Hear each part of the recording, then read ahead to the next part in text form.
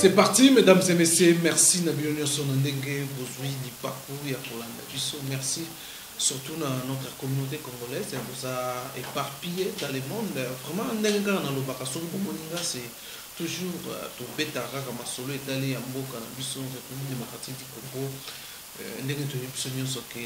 Tout va mal en République démocratique du Congo. Mais comment trouver la solution pour remonter la difficulté au Mboka? Et ça, la raison pour laquelle, voilà, la raison pour laquelle Toyambaka, les analystes politiques, les politiciens, pour tout cela, par rapport à la situation politique, il y a un mot qu'on a vu pour boiter, ici la politique, ils ont marché le secteur Nyonso et pour marcher les autres Nyonso, les Balbaka, ceux qui nous savent, les autres Nyonso, c'est comme si aussi la politique, ils ont maladie, le secteur Nyonso, ils ont maladie, vie sociale, boulot, santé, n'en parlons même pas. Maïzalaka ya malongate courant kutu tolobela ngo soutien na Congo et comment na ngolix aussi longtemps que tout ça na barrage ya munene oyo parfois Congo to ko zanga courant te mais bato to tekela courant bazanga na courant chaque jour mais biso courant et comment na ngo ko tanga na ngo to kombote to yebite to benga onene courant na kini comment na ngolix courant so ke katani e raison ka quartier mun baba kanga pour raison.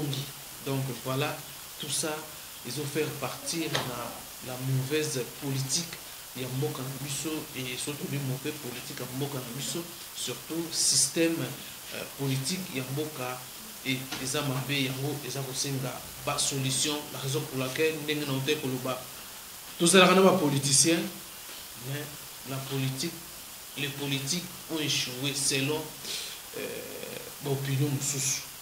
Voilà le Nambi pour vous dans le cadre de l'émission de ce magazine 114 sur 3W Congo.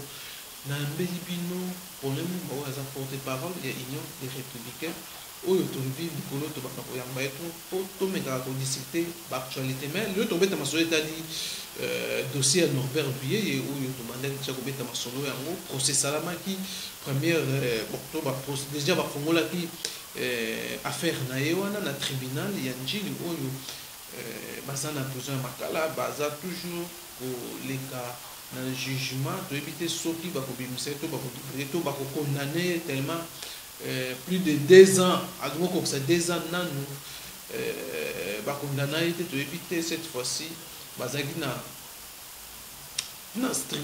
instruction ya dossier ba juge ba démissionner ba tikina ba abandonner ba continuer sous sauter pour éviter ba moni dossier compliqué yango ba bandani ba abandonner na bango na procès oyo mutaki ko leka ya les 5 ans wa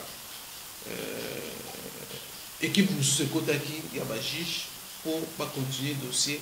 Mais voilà la raison pour laquelle toyambi mona mboka problème ndumba waza porte-parole ameka ko expliquer biso pourquoi tribunal oyo babandaki bazaki na instruction ya faire à Norbert lui ba jeter l'éponge. En tout cas sans plus tarder et puis tokobeta aussi masolo pardon j'allais dire l'actualité politique et puis monsieur Joseph Kabila président de la République a dépêché qui ba émissaire na États-Unis na éviter ba kesala nini et yemo personne okutana na président ya Angola pas solo na masolo et puis ce qui s'est passé na ba balé salabaki na France kuna oyo Rwanda na Angola baza qui na réunion pour résoudre problème il y a crise démocratique du Congo, crise de babi crise électorale, crise politique faut qu'on résoudre rapidement parce que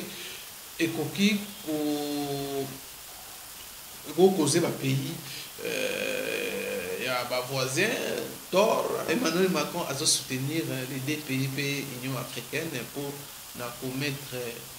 stabiliser la République démocratique du Congo après éviter yango etindaki le gouvernement en place doit que non il y a un complot contre la République démocratique du Congo mais pour comprendre que tout le monde encore le président de la République a tenu émissaire aux États-Unis il y a na na président Angola. Voilà la raison pour laquelle le but est toujours autour il y a des questions pour ça l'analyse dans mon mboka pour les Mbumba comme Ebisa Kubino. En tout cas sans plus tarder, mbote na mon mboka pour les Mbumba. Mbote ndeko Ousmane. Oui, alors première question, affaire Norbert Luyeye. Norbert Luyeye plusieurs fois né de Lubaki dernièrement a oumeli trop sans que va attendre et va condamner peut-être à tout calamine d'agro comme ça 2 ans.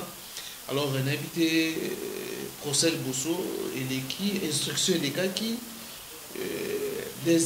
troisième, le tribunal va juger le tribunal va désister dans bango va jeter l'éponge et ça dit à quoi? Merci beaucoup na mutuna utuni ngai ba oyo bazo kolanda biso na en dehors ya Congo to pesina na bango mbote bazola ndo pe na kati ya Congo awa pe na Congo awa bato agoma babenga ngai bato ya Maniema babenga ki pesi bango pe mbote na bango bato Lubumbashi balandaki yo babenga ki ngai to yebi ete bazalaka attentif tango to le kaka na ba émission ya Jean Royo balandaka biso de près po bayebi ke to lobaka toujours sembo to lobaka toujours makambo ndenge ezotambola na mboka atako jour wana ba mususu bakotaka doute. Mais une semaine, 2 semaines après, Bayara Kosonga Puna Koloba ete Makambo Kolobaki, vous avez raison. Merci beaucoup na mutuna utuni pour na dossier moi na mboka Norbert Luyeye. L'Union des Républicains oyonga na zako représenter nazali l'aide des communicateurs ya parti. To sepela ki mingi ya koyoka ete le pouvoir en place a fixaki dossier ya moi na mboka Norbert Luyeye na ba oyo bazana na kati ya boloko. Na date le 29 mai 2018 na tribunal ya grande instance ya Njili to sepelaki makasi et mokolongo to se mobilisaki to komaki sur le terrain biso ba membre de l'Union des Républicains na collectif d'avocats oyo ezalaki conduit na maître Dodé, maître Dago, maître Lens ba maître nyonso ya kajwa bango nyonso presque bazalaki présent tango bakomaki et ba juge pe bayaki babandaki musala na bango et musala elekaki malamu biso pe membre de l'Union des Républicains to appréciaki na ndenge qualité ya musala basalaki mais place to monaki moi malamu te tango ba avocat na biso bakomaki na niveau ya kotuna mituna et ba pesa qui réponse c'était mituna ebele tuna maikuna balobi to ko répondre na mituna oyo na prochaine audience c'est-à-dire le 5 juin to sepela ki mingi to bimi libanda to bi OK le 5 juin c'est dans une semaine to komi le 5 juin biso nyonso na CPRK to komaki biso ko to komaki avant ba juge ba koma total décor auto zalaki nango le 29 échanger et ça les sous yangote procureur de Koyimutu Mususu juge Koyimutu Mususu greffier Mutu Mususu presque équipe mobimba Batu Mususu na ministère public to lobby ministère public wana zalaki mona mwasi ya Mulayi oyo mona mwasi ya Mukuse to lobby oh qu'est-ce qui se passe bon ndeka to lobaka en politique tous les coups sont permis to lobaki OK to seli bango ba s'installer vers 13h moins le quart tribunal a Fongoli. Hôtel bino moko 13h moins le quart babandi musala na bango. Or 14h30 na makala bakangaka. Babandi d'abord la lecture ya procès verbal ou salimaka na mokolo le 29. Batangi.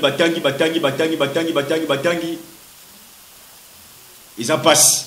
Makamu mususu eyokani te. Ba micro et ça dans la salle modèle wana presque ba tripenion so ezala ki président na kata prison étouffement modèle wana bokoyoka nini bokobomba nini alors basala ki musala na bango na ndenge administration na biso ko tambola après procureur alobi non et tu l'as dit ce procès verbal mais biso to sana suggestion ya kosala to moni était fallait to s'imprégner d'abord na dossier lokola to sabatu ya sika avant que to banda plaidoirie Bafoka na biso a soulevé exception balobi non biso le 29 toyaki et to solaki malam lelo le 5 c'est là qui pour to sala plaidoirie mais ndenge nini et comme les choses que nous s'imprégner na dossier bon avocat na biso membre de parti sur se retirer balobi non ezalaka nango biso lobi ah ça va bolobi biso kino ezalaka nango ça va, nous sommes derrière vous.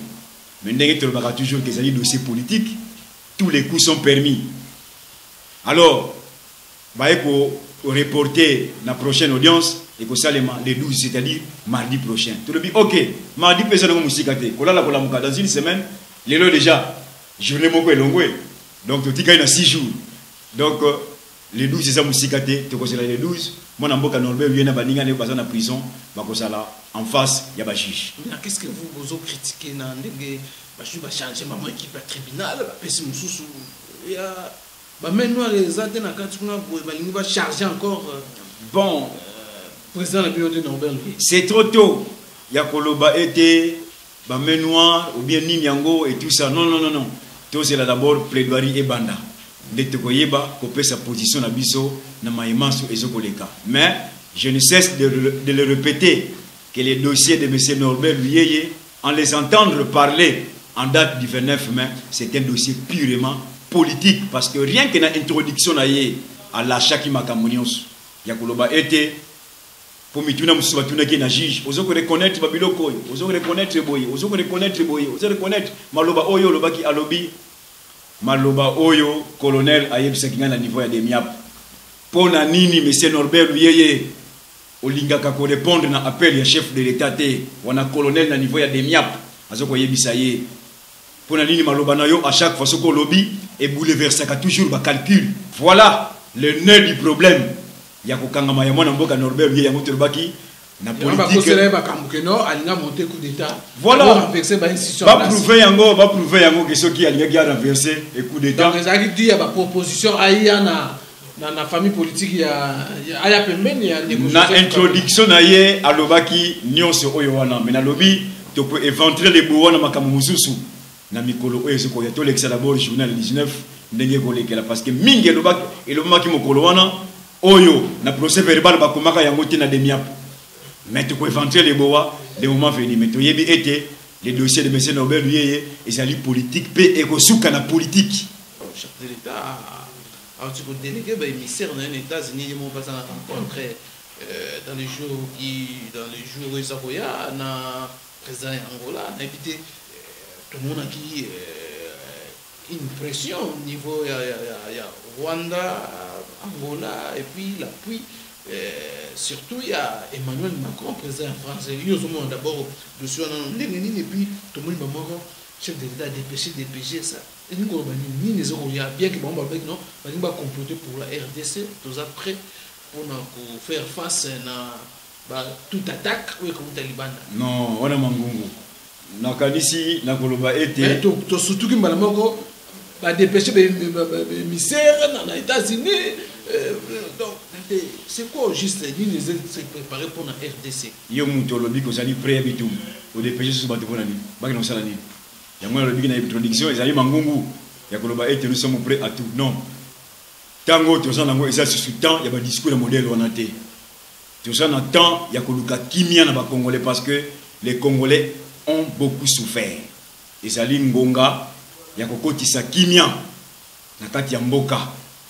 Maman Loba modèle wana c'est malamuté. Posez-vous la question, pourquoi est-ce que le président français Macron, le président Kagame, président en exercice de l'Union africaine, et son homologue Lorenzo Baké, na niveau de France, au traité Makambo ya Congo à l'absence du Congo? Posez-vous la question, pourquoi? Nakanisi question wana soki mutu nyonso ou asala ka analyse ya malamu na mboka sur le plan politique atuni akozwa pe eyano. Ce qui omoni bazoko traité makambo na yo à ton absence, c'est que quelque part vous n'existez plus na scène internationale. Parce que ce que vous avez qui que bâtiment ko ba ko exister ba ko traité makambo mboka na binoté na absence na bino. Yango na tolobaki l'heure n'est plus à ce genre de discours oyo été nous sommes prêts à ça ou à cela. Non, l'heure est na kokotisa kimia koluka été. Pourquoi ba exclure na rencontre songolo? Il faut na sala tunga ipe na participer esika oyo bazoko traiter makambo ya mboka na biso to makambo mboka na nga.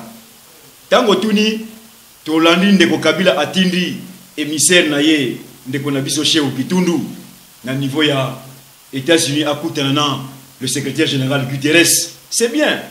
Ndeko Guterres peut asa envoie ya koya awa na kanisi le mois prochain, au mois de juillet, akoya awa.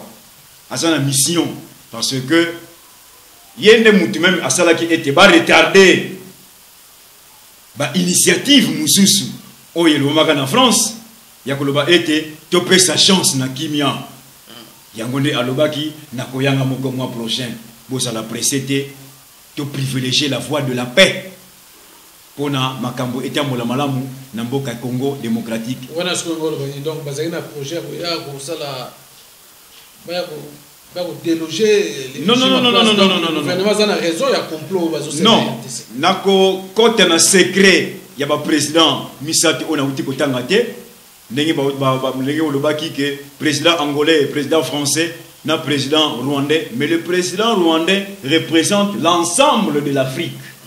Donc ezaka ka décision ya France c'était ou bien Angola bangoli baso de non, c'est l'Afrique tout entière qui siège pour le Congo.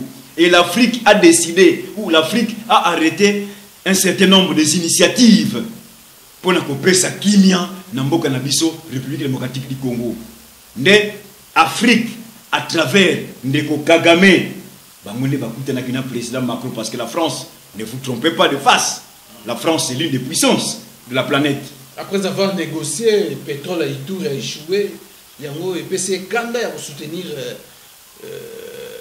Il y a ça la complot non contre la RDC comme ndenge bazoko lobana gouvernement ndenge zolo. OK, mokolo mosusu to lobaka na déclaration soko tangi na documentation ya Union des Républicains okokuta eloko wana ke uta to kotaki na vide juridique ba action nyonso to ba mikanda nyonso ba ko signer dans un vide juridique na ba institution illégitime. Union des Républicains a ko reconnaître yango ata mokolo mon côté.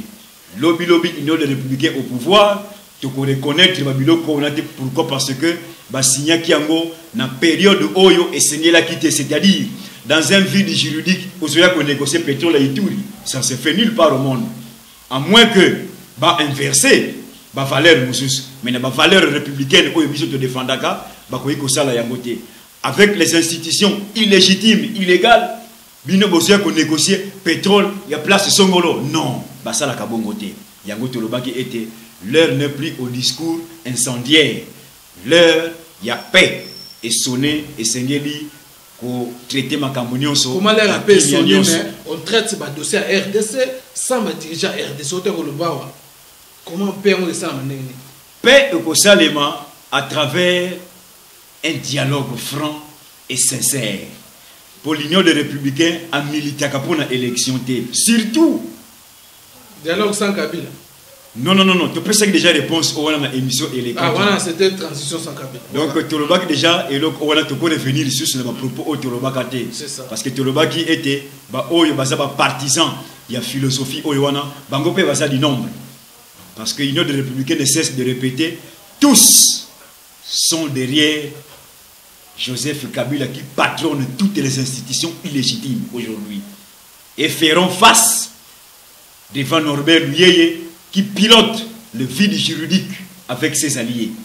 Donc, et là, on a marché la monter parce que tu as les contours, les contenus, il y a ma solo owana.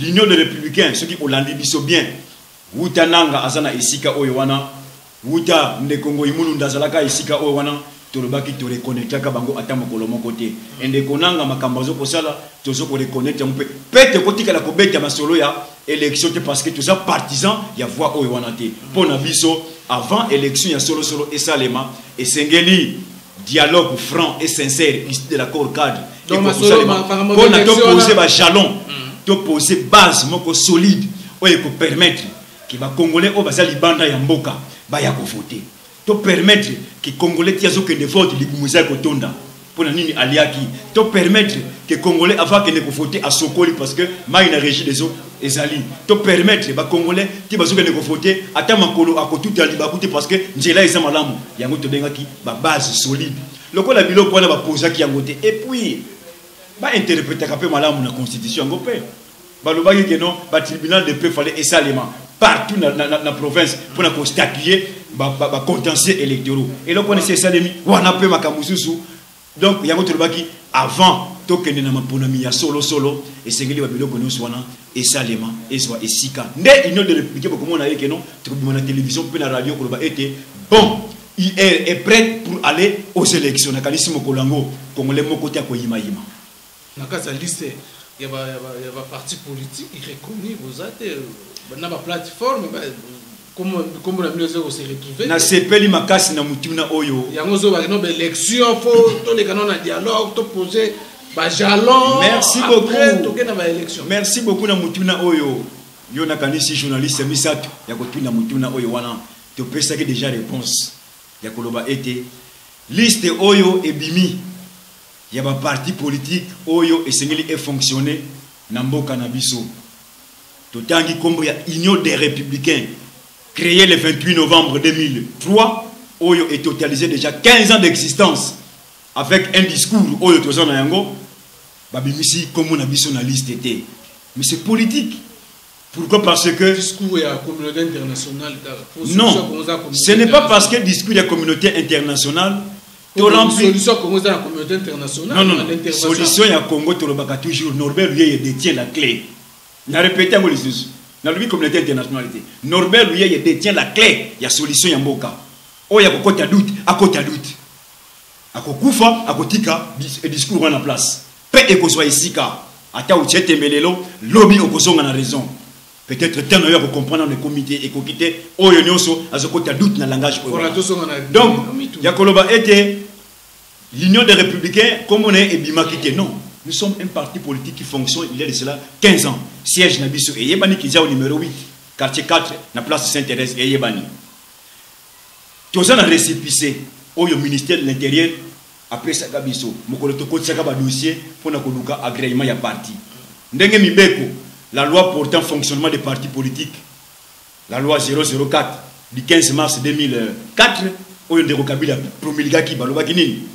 Soki okoti si mikanda na niveau ya ministère ya intérieur pour na koluka ozo agrément dépasser 30 jours soki babimiselio agrémenté le parti est considéré agréé à travers la récépissé oyo bazana yango to fonctionne ka bongo to komela même ministre de l'intérieur nyoso et bana depuis la terre Théophile Bemba ndeko na biso diluindu et bana na temps na ye.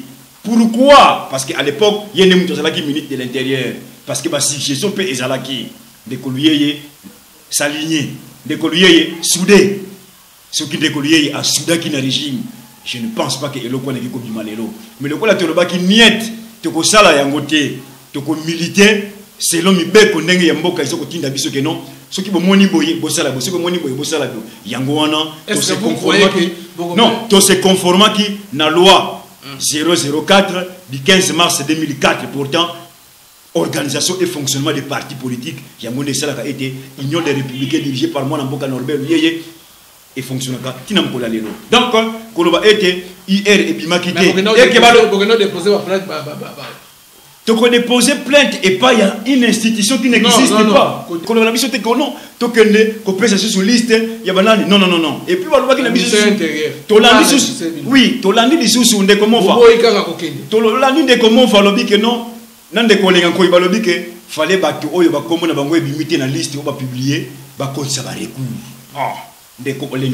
faut rectifier d'abord ngai na kokende kosala recours na institution oyo ezalaka te non ndeko n'existe pas pour preuve olandaki ndeko Basile réponse après ça qui est na accord na bango bidon oyo bakende kosigner na interdiocésain il y a le 31 décembre oyo tobengaki escroquerie politique balobaki nini na tripartite qui est habilité de convoquer la réunion tripartite c'est le CNSA oyo ezali dirigé na mwana mboka Olengankoi.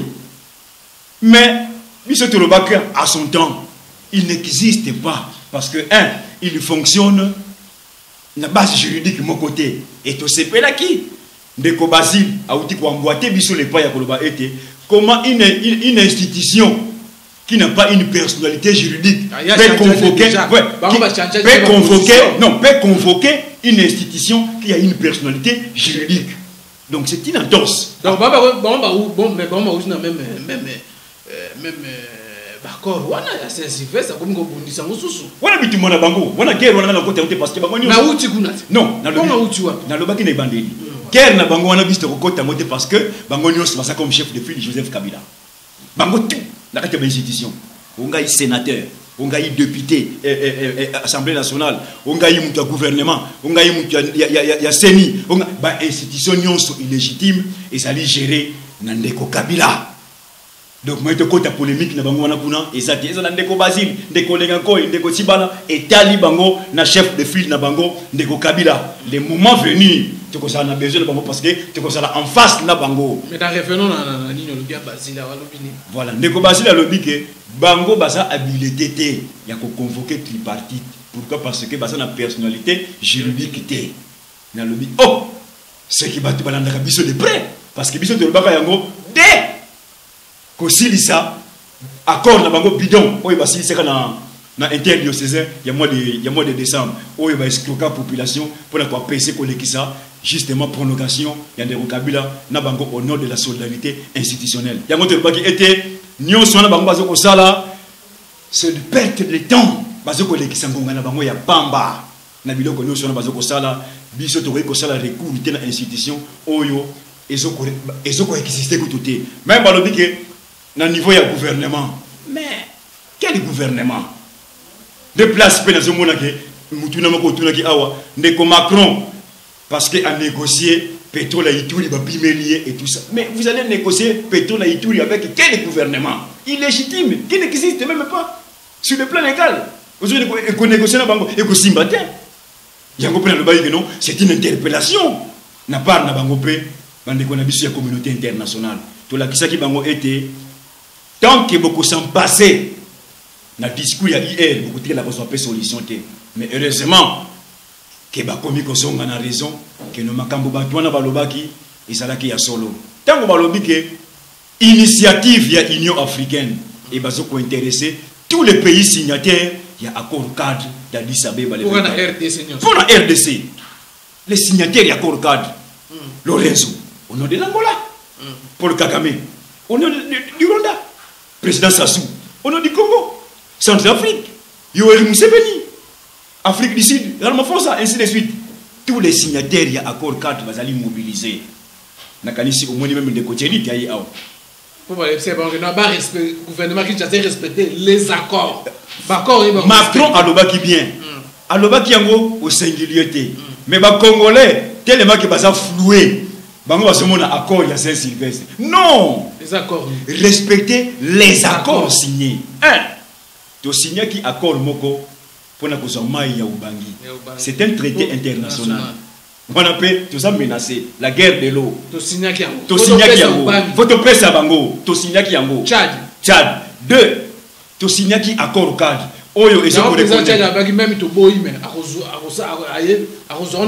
c'est ça. Combat yangona on appelle il faut que yeba ndenge nini ya ko parler na makambo na raison pour laquelle tu kosenga il faut un dialogue franc et sincère pour to tia makambo no so na mesa non mai yango boko sango na modèle oté ce qui bolingi mai tala ba condition tala boy peut-être mutu o signaka accord wana na temps wana il meurt neza lakini nini ba sentiment na neza lakini nini ezalaki pe na période nini peut-être pour na ko battre la pouvoir na temps wana tika ndima boy mais na temps oyo ba congolais mususu balamuki parce que accord on déjà les loté ça date.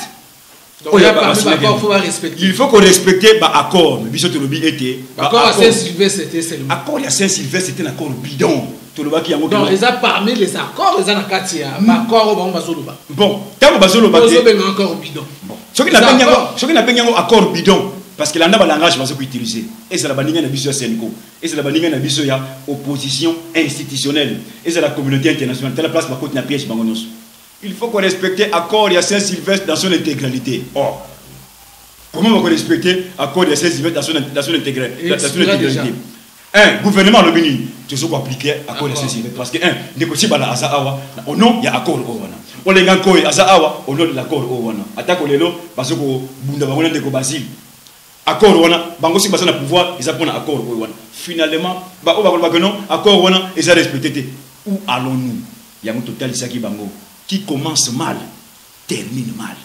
Qui commence bien, termine bien. Le quoi le babanda qui a un mabé, il y a un peu moni et sous qui mabé. Tout là, qui ça qui déjà bango avant même signature il y a encore au wana. Bozo kende tout dans la liboulou. Le quoi le baboya qui koyo que la biso, il des républicains. Bolobi que non, lui avant non en prison kuna. Mais mouti boche la prison. Bozo mo monter que pour le moment bango tu babungi nzela. Ezoko senga bokende na mutu oyo azwaka ba rêve. Oyo a interprété kabandoto bokende kokuta ye. Boyebisa que non, talandoto biso to loti yangoyo. Olobi nini? Asa la solution. Le quoi le baki, il détient la clé à solution. Ama chaka mote na eloko wana. Ata botie na prison.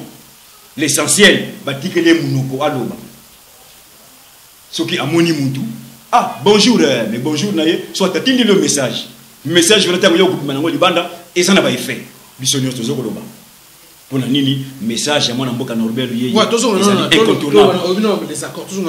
Donc et ça ba accord fallait ba respecter. Mais les Congolais tu as vu que accord faut pas respecter même la communauté internationale. Zolo pas zo marteler nous monter ko doba accord c'est accord autour de accord à souka il fallait ba respecter. Yo tenga obi accord c'est belé accord ya mai accord cadre maman na likambo tango moni jenit oyo a résolution 2098 ici elobelaka que mutunde azana makambo na accord cadre ayaki asa aw après avoir beaucoup de ndekoseni ayambi ba opposition institutionnelle mususu a sololi na bango tolobi solola bien na bango talisa bango la réalité makambo place ezali yango pour na koloba été accord cadre est l'unique voie qui nous reste pour s'en sortir dans la situation oyo tozana yango na moya lelo excepté où s'écarter s'éloigner dans accord cadre il y a point de salut et ndeko Kabila d'ici là azoro de rekutana na homologue na ye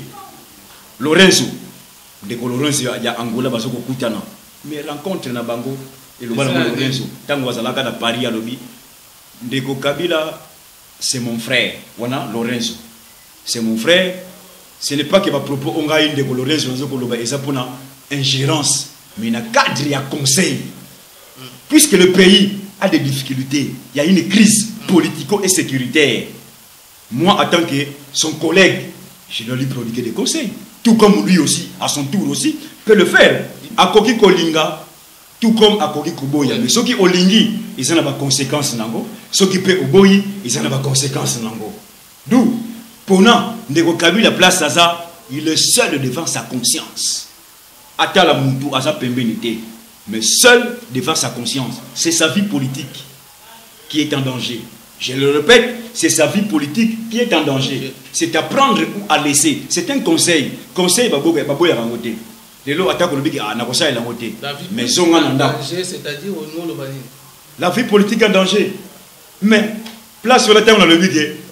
Conseil parce que pesa yo ceux qui obéissent conseil et tali kakayo ceux qui prennent les conseils kakayo bali ni osena kana yo ko bonga to ko beba ya mutu esalaka na mutu ye moko donc na cadre ya conseil ndenge président angolais alobaki ya moni omonike baso ko kutana kuna na niveau ya Luanda voilà et donc on a koloba na rencontre oyo wana et salemaki na niveau ya Macron Nandeko Kagame na Lorenzo. Donc, tu retenir le déplacement des Salami. Le déplacement, ça prouve. Et Salema. Et Salema qui peut continuer au Salema, ça prouve à suffisance que la RDC. La RDC n'est pas n'importe quel pays. Et la RDC est un pays où il y a des enjeux mondiaux. Et un pays où il y a un centre de gravité. Ce n'est pas n'importe quel pays. Et un pays où il faut, pour une solution. Il faut koyoka, il faut savoir écouter pour une solution dans mboka na biso. Ce qu'on y dit koyoka te, en tout cas on peut tâtonner. Mais tu as un pays souverain, non. Là exemple makambe uti ko le kao. Tant ba lobi que non, cotisation ou bien mobilisation de fonds pour ne pas déplacer. Tu boya qui réunion au wana. Ah to kendete, to boyi. Ta ko monge zo ami te le minime. Ah, faut participer biso na carte. Où était la souveraineté? Et ça passe pour les bâtiments, les gens sans préparation, sans formation, et ça passe. yango zomona ki bazo ko tâtonner bazo ko basi babunga kinzela mais net mon chef de l'état ça ka apparition azo que inaugurer gouvernorat à Katanga avec un tenue vert militaire de toute façon interpréter que les babino c'est ils vont traduire message est-ce que c'est vous avez pour na yona invité par rapport à l'opinion bazo ba non ils vont traduire message mo revoyer songolo soit et là c'est que non à faire face à passer message après la déclaration il y a Lorenzo déclaration français pardon Emmanuel Macron dans jargon journalistique balobaka chaque image valent 15 mots ou 20 mots ou 10 mots mutuna mutu azana ndenge ya ko interpréter uniforme oyo ndeko Kabila lataki tango kendaki Lubumbashi mutuna mutu azana ndenge na oui na ko interpréter ngo na chaîne oyo na chaîne oyo na ko koloba makamususu na chaîne wana pena koloba makamususu na chaîne pena koloba na chaîne ça dépend ya humeur nga pe mokolango o wana na kozana na yango na ko interpréter makambo ezala na niveau ya bilamba ya mutu alaki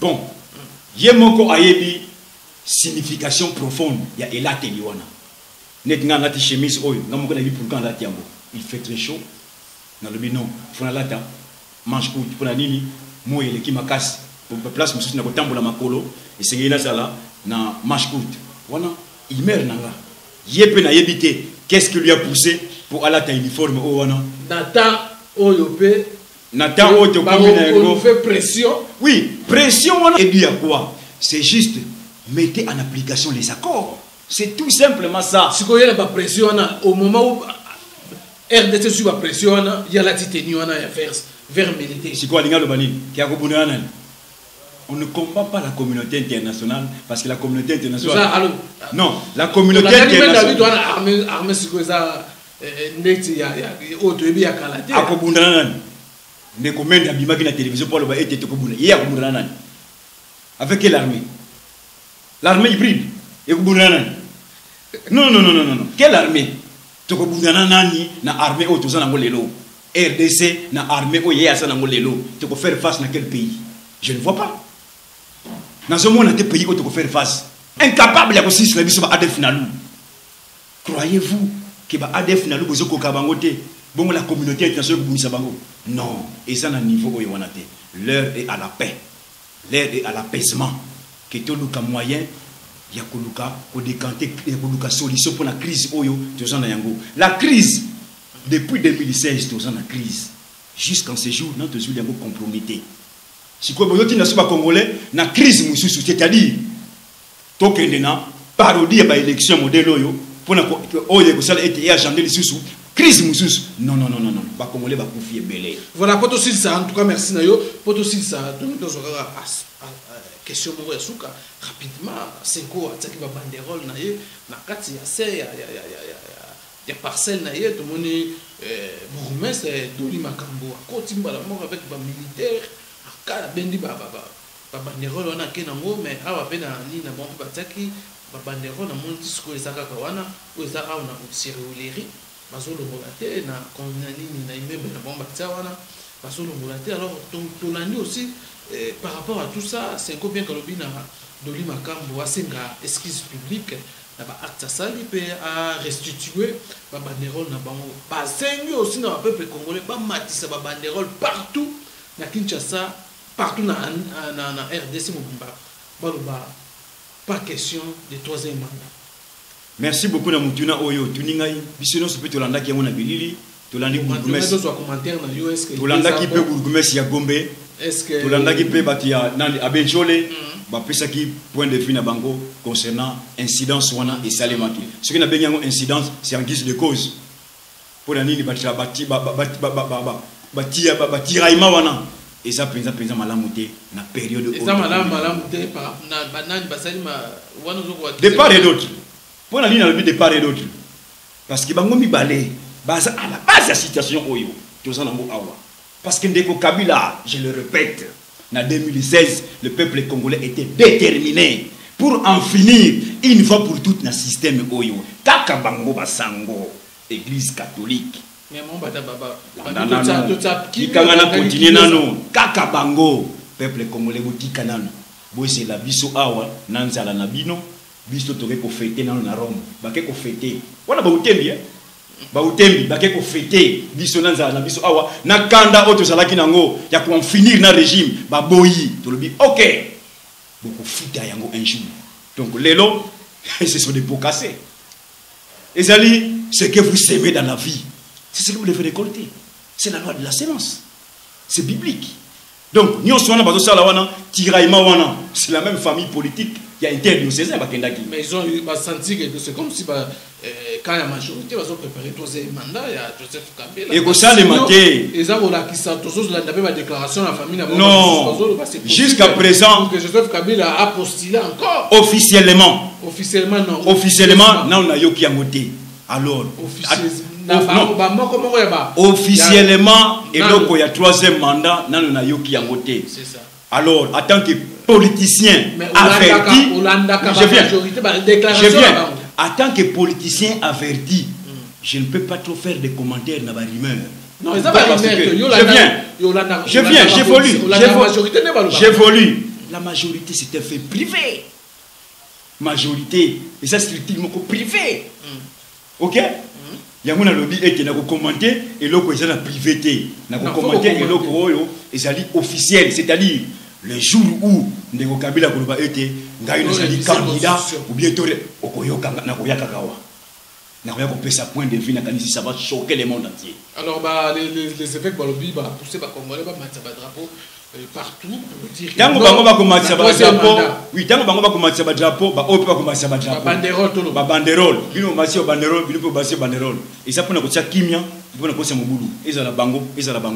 non, vous êtes tous contre bango tout basa lié.